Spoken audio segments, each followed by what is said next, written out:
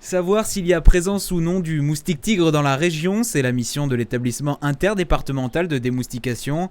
Pierrick François, un des agents de l'EID, dissémine des pièges sur les aires d'autoroute et dans les zones de transport routier et ferroviaire.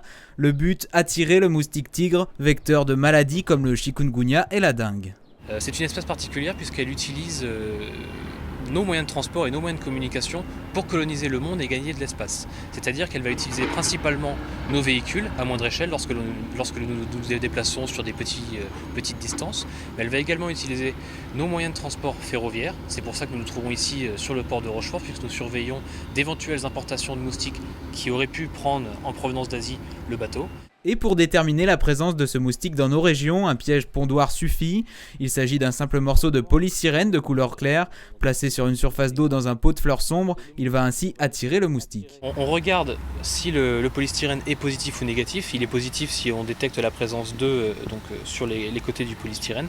Et dans le cas d'une détection positive, on l'emmène au laboratoire pour confirmation. Et en fonction de l'œuf, nous allons parvenir à trouver l'espèce qui a pondu sur le polystyrène. Et la zone de surveillance de l'EID ne concerne pas que la Charente-Maritime, elle s'étend à tout le littoral atlantique. Nous sommes sur le site du port de Rochefort, nous avons donc 4 pièges. Par contre, sur l'ensemble de notre territoire d'intervention, nous avons approximativement 1000 pièges à peu près. Tout en sachant que notre territoire d'intervention, donc au niveau de la surveillance du moustique tigre, comprend 8 régions pour 28 départements. Qui s'étendent donc tout le long de la façade atlantique, Manche et mer du Nord. Puis la seconde phase d'analyse pour les chercheurs prend place dans le laboratoire. Chaque piège suspect, même le plus lointain, est ainsi ramené à Rochefort. Pierrick François procède à une vérification des œufs prélevés afin de déterminer l'espèce exacte du moustique rencontré et ainsi le répertorier. Le grand public peut désormais contribuer à cette grande chasse au moustique tigre.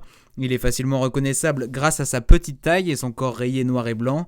Mais si vous avez un doute, l'EID a récemment lancé une application pour smartphone appelée e-moustique. Elle permet de prendre en photo le spécimen et de le soumettre au diagnostic des chercheurs. Si on est sur un nouveau territoire, là on met en place du piégeage, on reprend contact effectivement avec les personnes et on met en place un piégeage pour confirmer et éventuellement mettre en place des traitements si nécessaire pour éviter son implantation. Le moustique tigre affectionne particulièrement les milieux urbains où il trouve de nombreux points pour se reproduire. Un peu d'eau dans une capsule oubliée sur une table suffit à établir un foyer.